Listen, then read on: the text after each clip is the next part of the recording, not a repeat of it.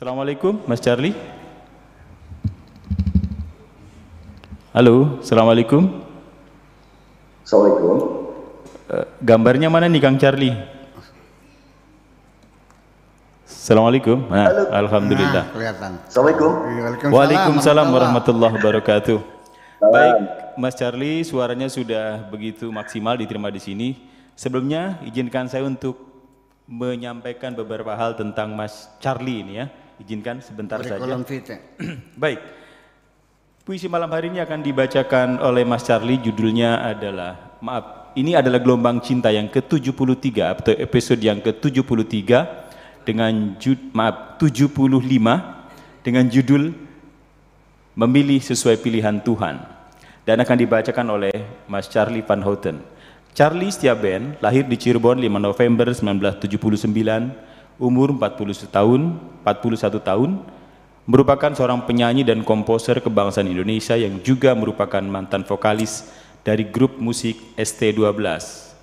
Pada tahun 2004 bersama Pepeng dan Iman, beliau ikut mendirikan grup musik yang bernama ST12.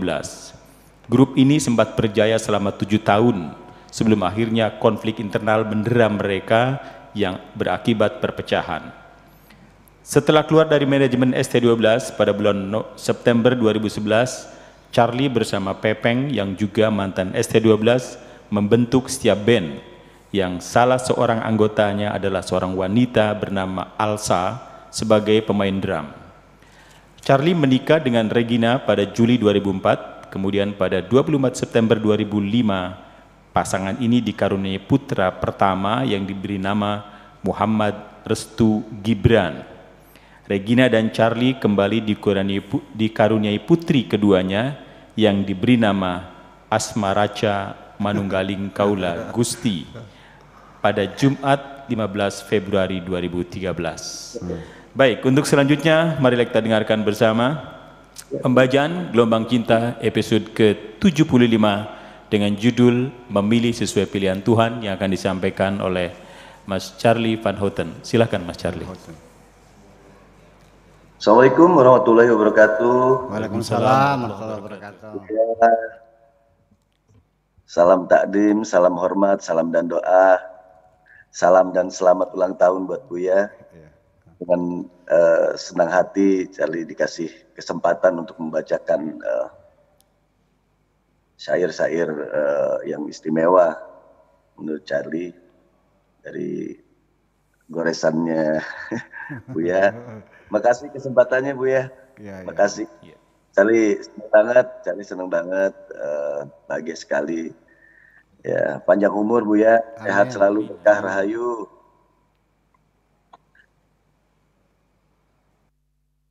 Mungkin langsung aja ya Buya ya. Iya, silakan Charlie. Ini memilih sesuai pilihan Tuhan. Ambillah dari kehidupan ini sesuatu yang sekiranya dapat membahagiakan dirimu.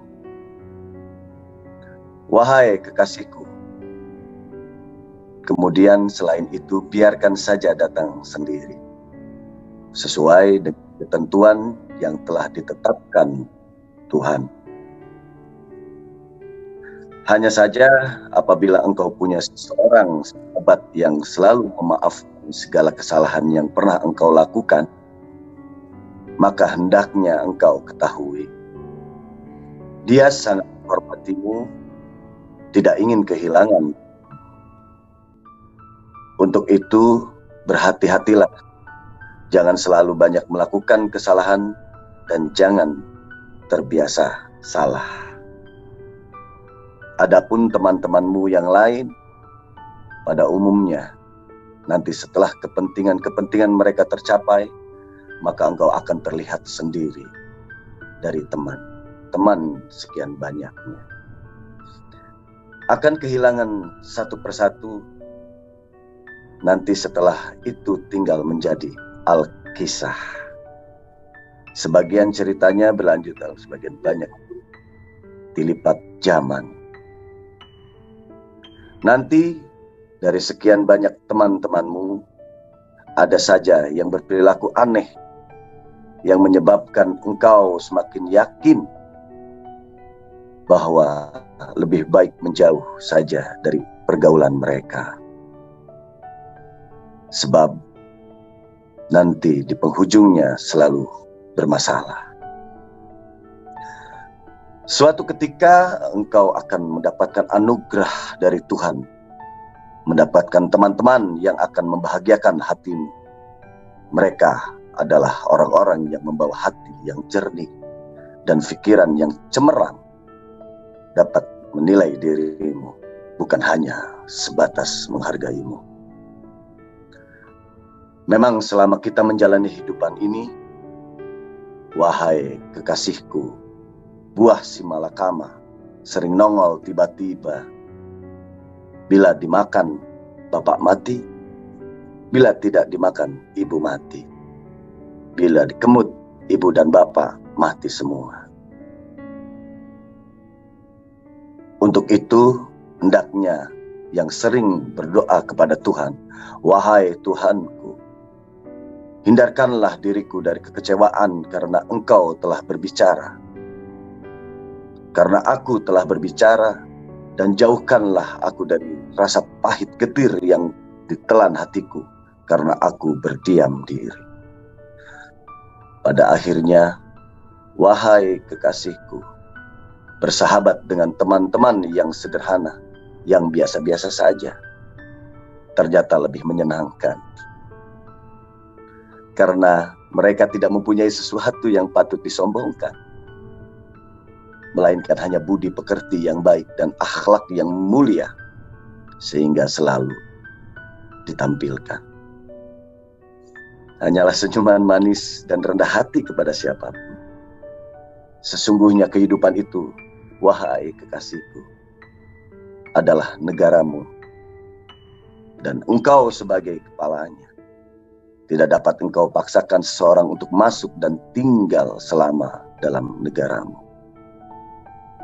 Hanya saja nanti siapapun yang ada di dalam negaramu baru dapat engkau paksakan untuk patuh dan menghormati setiap undang-undang sudah engkau ratifikasi, supaya negaramu kokoh dan berwibawa. Harus diletakkan di atas prinsip berdikari, karena sesungguhnya berdiri di atas kaki sendiri itu tidak menghilangkan kerjasama, tetapi menghindari ketergantungan kepada negara manapun. Aku ini sudah cukup banyak makan garam, wahai kekasihku, sehingga semua rasa kehidupan sudah aku cicipi semua. Ternyata tidak ada yang lebih pahit daripada mengharapkan bantuan dari orang lain. Termasuk juga manisnya kehidupan sudah aku cicipi semuanya. Ternyata tidak ada yang lebih manis dari nikmat, sehat, walafiat. Aku tidak dapat menolak dalam kehidupanku ini. Apabila masih ada saja orang-orang membenci diriku, bila mereka selalu membenci diriku, itu persoalan mereka sendiri, bukan persoalanku. Aku tidak pernah membenci siapapun. Aku tidak dapat dipaksa untuk bekerja keras supaya dapat membuat semua orang mencintai diriku. Aku tidak akan mengalah untuk merubah kepribadianku supaya sesuai dengan selera mereka. Suka silahkan, tidak suka silahkan. Yang penting inilah aku, seperti ini. Standar kehidupan yang aku terapkan tidak lebih apabila ada orang yang hatinya gundah gulana datang kepadaku, maka aku posisikan diriku sebagai pendengar yang budiman. Apabila ada orang yang bersalah yang sengaja datang untuk meminta maaf, maka aku buktikan dengan kebesaran hatiku. Apabila ada orang datang meminta bantuan, maka akan aku beri sesuai dengan apa yang aku miliki. Tidak perlu hafal seluruh Al-Quran untuk jadi modal hidup yang baik.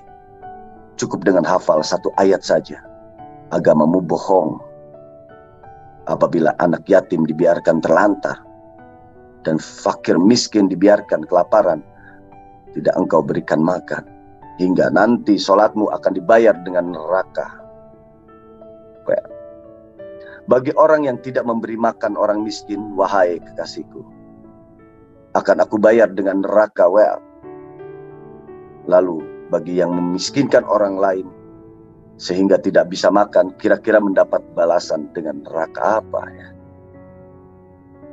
Hatiku sangat sedih sekali. Wahai kekasihku, engkau tidak dapat menyembunyikan segala gejolak perasaanmu di dalam penjara hatimu untuk selamanya. Suatu ketika nanti pasti akan terbongkar juga, akan merembes keluar bersama dengan derai air matamu apabila ada di antara temanmu menjadi pesaingmu, berebut dunia. Sebaiknya engkau serahkan saja kepadanya. Lebih baik engkau mengalah, tetapi dalam rebut akhirat engkau harus jadi juara. Karena selama di dunia, yang mencari dunia dan orang yang tidak mencari dunia, semua diberi oleh Tuhan. Tetapi akhirat akan diberikan kepada yang memintanya saja. Jalanilah hidup ini apa adanya. Nanti juga semuanya akan berakhir kok. Cintailah siapapun dan apapun. Nanti juga pasti akan berpisah. Berbuatlah apa saja sesuai dengan keinginanmu. Pada akhirnya semua orang tergantung kepada amal perbuatannya sendiri. Percayalah mereka semua akan merindukan dirimu, wahai kekasihku. Nanti ketika mereka gagal tidak dapat menemukan seorang perempuan yang berhati mulia seperti dirimu, untuk sementara waktu, pungut saja semuanya. Pelajaran-pelajaran hidup yang tercecer sepanjang jalan yang pernah engkau telusuri. Jangan sekali-kali engkau pertontonkan kelemahan dirimu kepada siapapun. Jangan engkau diskusikan penderitaanmu dengan siapapun. Atasi saja sendiri kesedihanmu. Setiap bertemu dengan siapa saja, jangan lupa tampilkan senyuman manis di bibirmu. Bagaimana engkau memperlakukan teman-temanmu akan menjadi catatan yang tidak akan terlupakan. Jangan pernah menyesali dirimu sendiri. Ketika engkau teringat pada saat-saat membahagiakan salah seorang temanmu, sekalipun temanmu itu tidak layak diberi kebaikan, karena tidak tahu menghargai kebaikan orang lain, jadilah engkau satu kepribadian yang indah, yang sangat menyenangkan siapapun yang mengenali dirimu. Karena Tuhan tidak membalas suatu kebaikan kecuali dengan kebaikan juga. Suatu hari aku menjumpai dirimu secara kebetulan di salah satu mall. Kemudian engkau kuajak ke kafe terdekat. Bila engkau berkenan, aku mohon kepadamu dengan segala rendah hati, sambil menikmati secangkir cappuccino di kafe dalam mall tersebut. Engkau memecah suasana sehingga aku sangat terkejut. Sebenarnya aku sangat mencintaimu. Tetapi bagaimana? Pamanku sudah menerima lamaran orang yang masih ada hubungan persaudaraan dengan bapakku. Apakah lamaran dikembalikan lagi saja? Jangan menyakiti hati orang, tegas singkat. Atau kita kawin lari saja? Tanyamu lagi. Jangan mendurhakai pamanmu. Jawabku cepat sambil menengguk cappuccino yang tersedia di meja. Berarti engkau tidak mencintaiku. Putusmu dengan cepat. Cinta dan kejahatan dua hal yang berlawanan. Kita ikuti saja rencana Tuhan. Jawabanku dengan bahasa filsafat. Engkau diam, tidak menjawab, tetapi tiba-tiba engkau menyambar tas yang tergeletak di meja. Lalu engkau pergi tanpa pamit. Akhirnya engkau kawin juga dengan lelaki kerabat dekat bapakmu. Aku pun datang menghadiri pesta perkawinanmu dan kuucapkan selamat. Setelah itu putuslah, sudah tidak ada berita lagi. Belum sampai genap 1 tahun, di pagi hari ketika aku sedang sarapan, seorang dokter spesialis kandungan temanku yang mengetahui persis hubungan cintaku bersamamu menelpon, memberi tahu bahwa engkau sedang menghadapi persalinan sendirian. Tidak ada siapa seorang pun yang mendampingi. Lalu aku pun datang menjenguk. Ternyata persalinan normal. Tidak ada kesulitan. Apapun, alhamdulillah. Hanya saja selama aku mendampingi persalinanmu, sampai semua biaya rumah sakit aku lunasi semua. Tidak ada satu kata pun yang terucap dari mulutmu. Hanya derai air mata yang terus menerus. Semua pertanyaanku hanya engkau jawab dengan mengangguk atau menggeleng. Akhirnya aku mengerti juga penderitaan yang sangat luar biasa. Engkau dicerai oleh suamimu ketika engkau sedang hamil 4 bulan. Dilepas begitu saja tanpa ada tanggung jawab sedikit pun. Satu pertanyaan muncul dari mulutmu tiba-tiba. Seperti inikah rencana Tuhan? Ya, betul. Jawabku dengan singkat. Aku sudah janda dan punya anak, engkau mengeluh. Yang penting hatimu masih perawan. Selaput darah bagiku tidak terlalu penting. Jelasku kemudian. Apakah engkau akan mengawiniku? Tanyamu lagi. Pasti engkau sekarang sendirian. Sudah tidak punya apa-apa dan sudah tidak punya siapa-siapa lagi. Ikuti sajalah rencana Tuhan dengan tulus ikhlas. Aku mencintaimu, bukan karena kecantikan wajahmu, tapi karena kecantikan hatimu. Indramayu 0202 2021.